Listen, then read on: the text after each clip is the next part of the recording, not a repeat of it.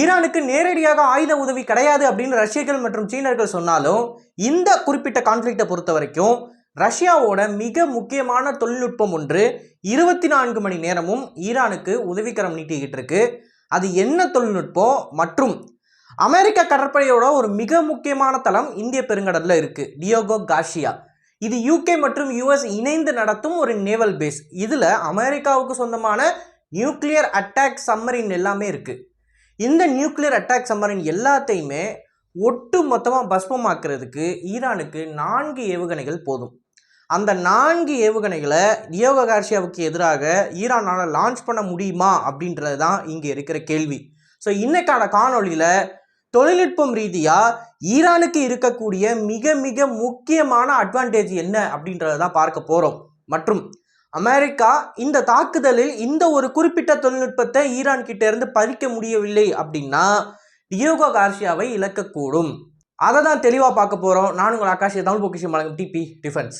இப்போ சமீபத்தில் ஈரான் கிட்ட இருந்து ஒரு வீடியோ கிடைச்சிருக்கு. அதில் ஈரானில் அண்டர் கிரவுண்ட் மிசைல் ஃபெசிலிட்டிஸை பற்றின தெளிவான ஒரு விளக்கப்பதிவுன்றதை கொடுத்துருக்காங்க. அதில் ஏகப்பட்ட லான்ச்சர்ஸ் மற்றும் மிசைல்ஸ் வாரர்ஸ்ன்னு சொல்லி எல்லாத்தையுமே மேனுஃபேக்சர் பண்ணி ஸ்டோர் பண்ணி வச்சுருக்காங்க. இதன் மூலமாக ஈரான் சொல்ல வர்றது என்ன அப்படின்னா, இன்னும் எங்ககிட்ட பலிஸ்டிக் ஏவுகணைகள் ஸ்டாக்கில் இருக்குது, இதை எப்போ வேணும்னாலும் உங்களுக்கு எதிராக எங்களால் பயன்படுத்த முடியும் அப்படின்றத தான் தெரிவிக்கிறாங்க. கூடுதலாக ஈரானுக்கு இருக்கக்கூடிய மிக முக்கியமான பலவீனம் ஒன்று, அது ரிகானன்சன்ஸ் சேட்டலைட்.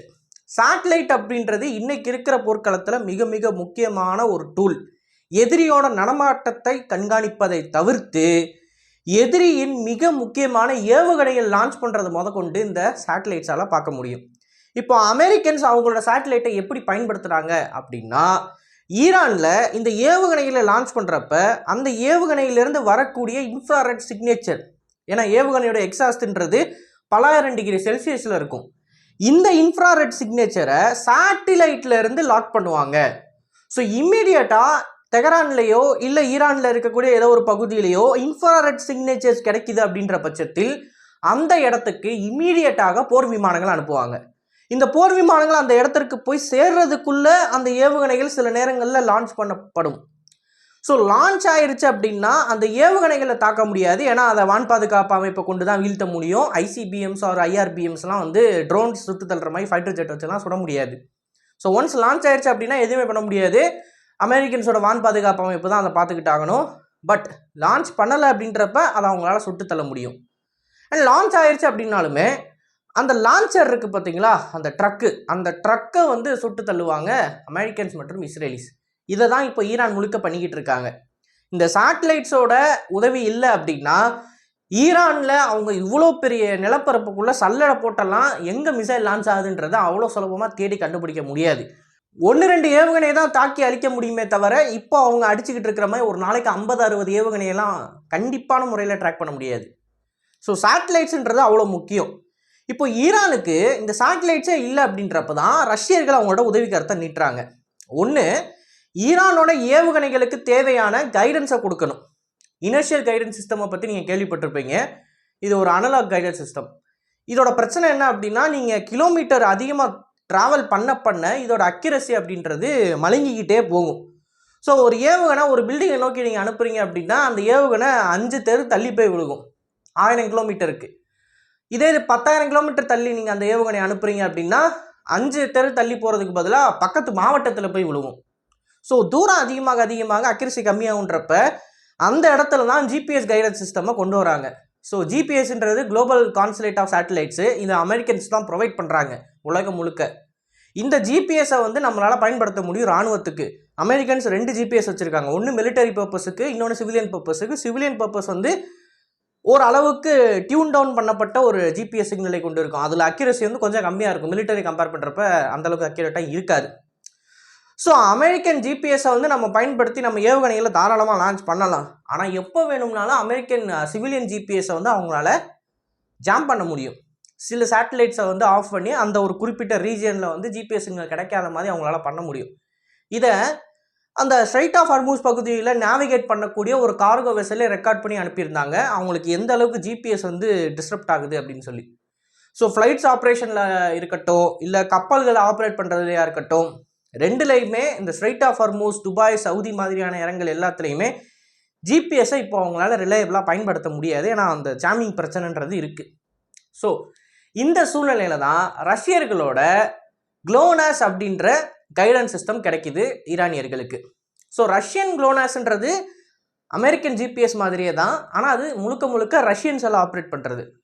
ஸோ இந்த குளோனாஸ் வந்து என்ன பண்ணும்னா ஈரானியர்களோட ராக்கெட்டுக்கு தேவையான கைடன்ஸை கொடுக்கும். மற்றும் சீனர்களோட பொய்து கான்ஸ்டலேஷன், ஏன்னா சைனீஸும் ஜிபிஎஸ்ஸுக்கான ஒரு ஆன்சர் வச்சுருக்காங்க, அதுதான் பொய்து, அதுவுமே ஈரானியர்களோட ராக்கெட்டுக்கு தேவையான கைடன்ஸை கொடுக்குது. ஸோ ரஷ்யர்கள் மற்றும் சைனீஸ் 2 பேரோட சிஸ்டமில் எது பெட்டராக இருக்கோ அதை அவங்களால பயன்படுத்தி அவங்களோட ஏவுகணைகளுக்கு தேவையான அக்யூரேட்டான கோஆர்டினேட்ஸை அவங்களால கொடுக்க முடியும். எந்த அளவுக்கு அக்யூரேட் அப்படின்னா, இப்போ சமீபத்தில் பிரின்ஸ் சுல்தான் ஏர்பேஸில் ஒரு மிசைல் ஒன்று கீழே விழுகும், அதை பக்கத்தில் இருந்து ஒருத்தர் வீடியோ எடுத்திருப்பார், அதை நீங்கள் பார்த்தீங்கன்னாலே தெரியும், அவ்வளோ அக்யூரேட்டாக போய் டமார்னு விழுவும் மிசைல்.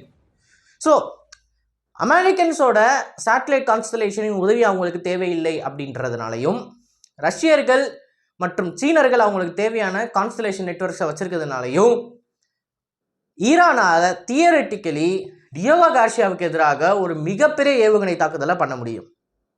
ஆனால் டியோகோ கார்சியா 3000 கிலோமீட்டர் தள்ளி இருக்கு, 3000 கிலோமீட்டர் ஈரானோட நிலப்பரப்புல இருந்து. அதை போய் சேரணும் அப்படின்னா ஈரான் கிட்ட இருக்கிறதுலேயே அதிகபட்ச ரேஞ்ச் இருக்கிற பலிஸ்டிக் ஏவுகணைன்றது தேவைப்படுது. ஆனால் ஈரானியர்கள் கிட்ட அந்த அளவுக்கு ரேஞ்சில் பலிஸ்டிக் ஏவுகணை இருக்கான்றது ஒரு கேள்விக்குறியான விஷயம்தான். அதை இன்னும் யாரும் உறுதிப்படுத்தலை. அதனால் இந்த பலிஸ்டிக் ஏவுகணைகளை ஈரானியர்கள் அவங்களோட போர்க்கப்பல்கள்லேருந்து லான்ச் பண்ணக்கூடும் அப்படின்னு சொல்லி தான் அமெரிக்கர்கள் இவ்வளோ அக்ரெசிவாக ஈரானோட போர்க்கப்பல்கள் எல்லாத்தையுமே தாக்கி அழிச்சாங்க. கான்செப்டாக நல்லா புரிஞ்சுக்கோங்க. ஈரானிய கடற்படைக்கு சொந்தமான 32 போர்க்கப்பலுமே கோல்டு வார் ஈரா வார்ஷிப்ஸு. அதில் எந்த ஒரு நவீனமான ஆயுதமும் கிடையாது, தற்காப்பு ஆயுதமும் கிடையாது, அஃபென்சிவ் வெப்பனும் கிடையாது. அப்படி இருக்கிறப்ப எதற்காண்டி இந்த 32 போர்க்கப்பலையும் வெறும் 4லேருந்து 5 நாளைக்குள்ள அமெரிக்கர்கள் இவ்வளோ தீவிரமாக வேட்டையாடணும் அப்படின்னு பார்த்தீங்கன்னா, இந்த போர்க்கப்பல்கள்ல இருந்து ஈரானோட கிளஸ்டர் ஆமினிஷன்ஸை கொண்டிருக்கக்கூடிய பலிஸ்டிக் ஏவுகணைகளை லான்ச் பண்ணக்கூடும் டியோகோ கார்சியாவுக்கு எதிராக. ஏன்னா நிலப்பரப்புல இருந்து போகணும்னா தான் 3000 கிலோமீட்டர் தேவை. பட் ஈரானியர்கள் இந்த கார்கோ வெசல்லையோ இல்லை அவங்களோட போர்க்கப்பல்கள்லையோ இந்த பலிஸ்டிக் ஏவுகணையை கடல்ல இருந்து எங்கே வேணும்னாலும் லான்ச் பண்ணலாம். டியோகோ கார்சியாவுக்கு ஒரு 1000 கிலோமீட்டர் பக்கத்தில் வந்துட்டு கூட இந்த குறிப்பிட்ட ஏவுகணைகளை லான்ச் பண்ணலாம். மற்றும் அது கூடவே ஷஹீத் ரக ட்ரோன்ஸையும் அனுப்ப முடியும். ஷாகித் ட்ரோன்ஸோட ரேஞ்சு 1500 கிலோமீட்டர். ஸோ ஒரு சாச்சுரேட்டட் அட்டாக்ல ஷாஹிட்ஸையும் அவங்களோட பலிஸ்டிக் ஏவுகணைகளையும் ஒரே நேரத்தில் அனுப்புனாங்க அப்படின்னா மொத்தம் எத்தனை ஏவுகணைகள் டியோகோ கார்சியாவை பொசுக்கிறதுக்கு தேவைன்னு கேட்டிங்கன்னா வெறும் 5 ஏவுகணை போதும். 5 ஏவுகணை வாரட் கிளஸ்டர் அமினிஷன்ஸாக இருக்குது அப்படின்ற பட்சத்தில் 5 ஏவுகணைகளோட வாரடு ஒட்டு மொத்தமாக போதும் டியோகோ கார்சியாவில் இருக்கக்கூடிய எல்லா ஆசட்ஸையும் டேமேஜ் பண்ணுறதுக்கு. இர்ரிப்பேரபிள் டேமேஜஸை கொண்டு வரதுக்கோ இல்லை அதை ஆப்ரேட் பண்ண முடியாத லெவலுக்கு கொண்டு போகிறதுக்கோ 5 வாரட் போதும். இதை நான் சொல்லலை, அண்ட் இதை ஈரானியர்களுக்கு சாதகமாக இருக்கக்கூடிய நியூஸ் மீடியா அவுட்லெட் சொல்லலை, அமெரிக்கன் ரிசர்ச் இன்ஸ்டிடியூட் தான் சொல்லியிருக்காங்க. அவ்வளோ டேஞ்சரஸான மிசைல்ஸ் தான் இப்போ ஈரான் கிட்ட இருக்குது. இப்போதைக்கு டியோகோ கார்சியா தப்பிச்சுக்கிட்டு இருக்குன்னா அதுக்கு ஒரே காரணம் தரையிலேருந்து அவங்களால இந்த ஏவுகணையை லான்ச் பண்ண முடியாதுன்ற அந்த ஒரு ரீசன்னால தான். அண்டு ஈரானியர்களோட போர்க்கப்பல்கள் எல்லாத்தையுமே அமெரிக்கர்கள் வேட்டையாடிட்டாங்க அப்படின்ற கருத்து இப்போ பரவலாக அந்த நாட்டில் இருந்தாலும் ஈரானியர்கள் கிட்ட கார்கோ வெசல்ஸில் மறைந்திருக்கக்கூடிய ஏவுகணை லான்ச்சர்ஸ்ன்றது இருக்குது. ஆயில் டேங்கர்ஸ் மாதிரியான கார்கோ வெசல்லேருந்து ஈரானியர்களால் ஏவுகணைகளை லான்ச் பண்ண முடியும், அதுவும் குறிப்பாக அவங்களோட பலிஸ்டிக் ஏவுகணைகளை. ஸோ இன்னமும் இந்த த்ரெட்டு வந்து முழுமையாக போகலை. ஏன்னா 1-2 கப்பல் அமெரிக்க தாக்குதலிலிருந்து தப்பித்து ஏதாவது ஒரு கடல் பகுதியில் இருக்கலாம். அந்த கப்பலிலிருந்து ஏவுகணை லான்ச் பண்ணப்பட்டுச்சு டியோகோ கார்சியாவுக்கு எதிராக அப்படின்னா டியோகோ கார்சியாவில் கடுமையான பொருள் செலவு அப்படின்றது அமெரிக்காவுக்கு இருக்கும். ஒரு அட்டாக், இந்த 5 வாரட் பண்ணக்கூடிய அட்டாக்ல சுமாராக அமெரிக்காவுக்கு எஸ்டிமேட்டட் லாஸ்ன்றது ஒரு $100 பில்லியன் இருக்கும் அப்படின்றது சொல்லப்படுது. ஏன்னா டியோகோ கார்சியாவில் அந்த அளவுக்கு அதிகமான மிலிட்டரி பர்சன்லாம் கிடையாது, மிஞ்சி போனால் ஒரு 1000-2000 பேர் இருப்பாங்க. ஆனால் அமெரிக்கன் மிலிட்டரி ஆசட்ஸோட மிக முக்கியமான B-2 ஸ்டெல்த் பாம்பர்ஸு, அப்புறம் அமெரிக்கன் மிலிட்டரி ஆசட்லேயே விலை உயர்ந்த நியூக்ளியர் அட்டாக் சம்மரின் எல்லாமே அங்கே தான் இருக்குது. அதில் நிறைய ஆசட்ஸ் டேமேஜ் ஆச்சு அப்படின்னா $100 பில்லியன் ஈஸியாக, $100 பில்லியன் மில்லியன் கிடையாதுங்க, $1 பில்லியன் ஈஸியாக செலவெடுத்து விட்டுருவாங்க ஈரானியன்ஸ் வெறும் 5 மிசைலை வச்சு. இது தியரிட்டிக்கலி பாசிபிளா அப்படின்னு கேட்டிங்கன்னா சிம்பிளாக நான் ஒன்று சொல்கிறேன். அமெரிக்கன் தாட் சிஸ்டம்ஸுக்கு எதிராக பலிஸ்டிக் மிசைல் தாக்குதல்ன்றதை ஈரானியர்கள் பண்ணியிருக்காங்க. தாட் சிஸ்டமோட ரேடார் மொத்தமாக காலி. அண்டு ஒரே ஒரு ட்ரோன், ஷாஹி ட்ரோனை வச்சு அமெரிக்கன் நேவல் ஹெட் குவார்ட்டர்ஸில் இருக்கிற பாலிஸ்டிக் ஏவுகணைகளை ட்ராக் பண்ணக்கூடிய ஹை அண்ட் ரேடாரை காலி பண்ணியிருக்காங்க ஈரானியர்கள். இந்த 2 அட்டாக்குக்கும் ப்ரிசைஸான கோஆர்டினேஷனை யார் கொடுத்துருப்பான்னு நினைக்கிறீங்க? ஆப்வியஸ்லி ரஷ்யன்ஸ் ஆர் சைனீஸ் தான். ரியல் டைமில் அவங்க இந்த போருக்கு தேவையான சேட்டலைட் உதவிகளை ஈரானுக்கு கொடுத்துக்கிட்டு இருக்காங்க.